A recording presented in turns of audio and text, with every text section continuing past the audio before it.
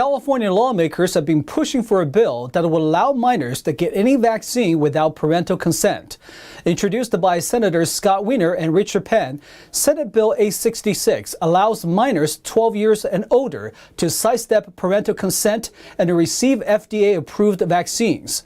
State senators took a vote on the floor Thursday morning and passed the bill in a 21-7 vote. 12 senators abstained. SB A66 is now headed to the Assembly for further hearings and votes.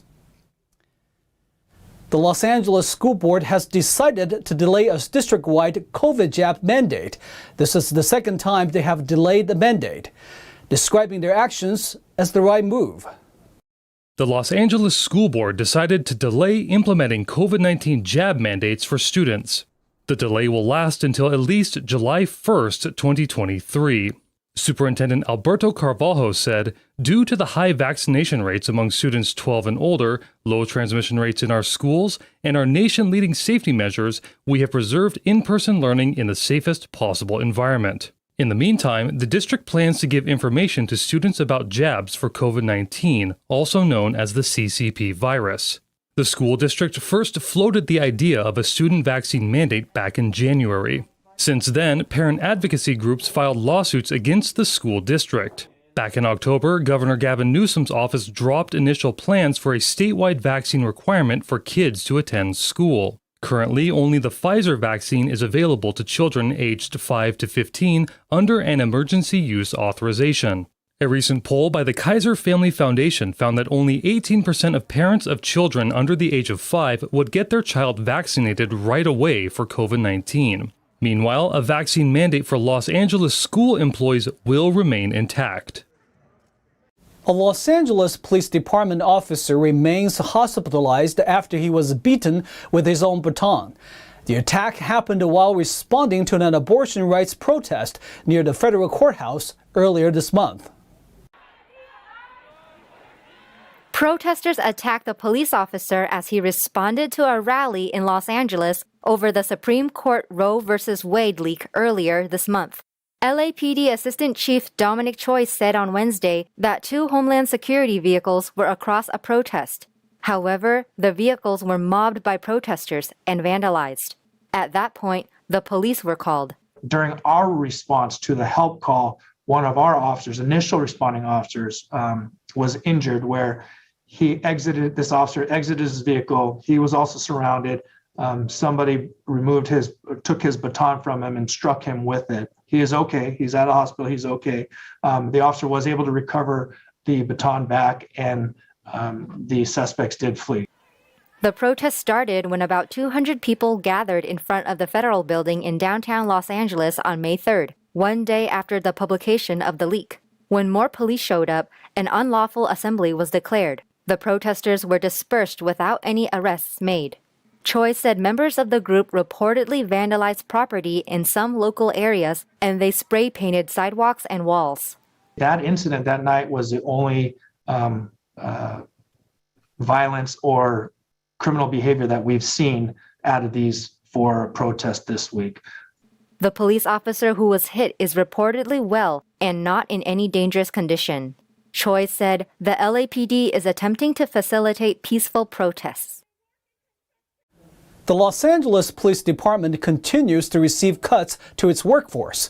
With an already shrinking police force, the LA City Council is now looking to reduce the number of officers working in civilian functions.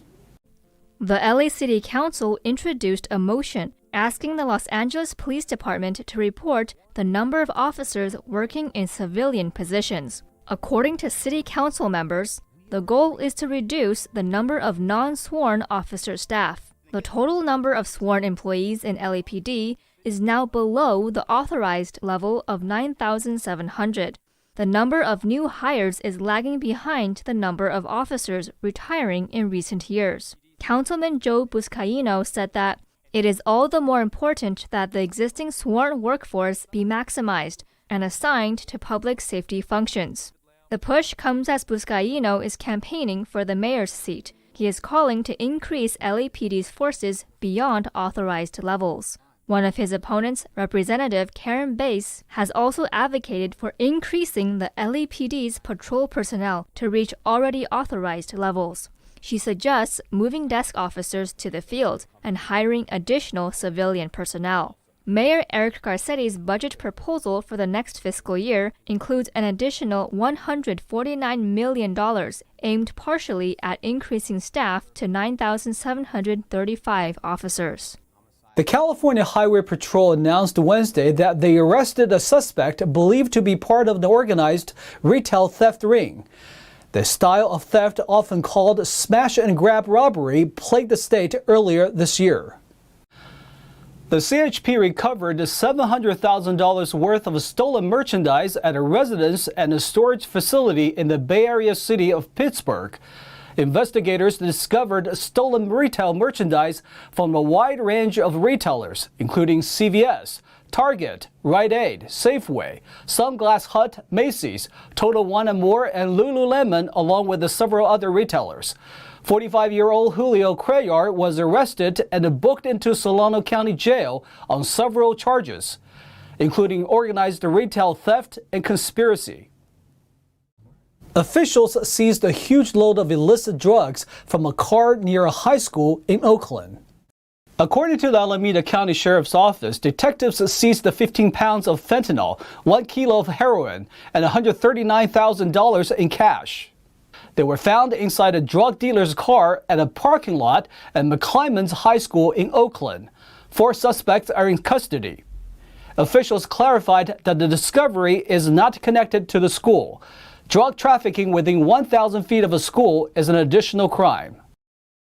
A federal appeals court ruled Wednesday that California's ban on the sale of most semi-automatic weapons to adults under age 21 is unconstitutional.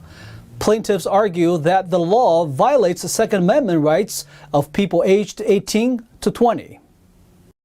In a 2-1 decision, a 3-judge panel of the 9th U.S. Circuit Court of Appeals ruled that the state's law violates the Second Amendment rights.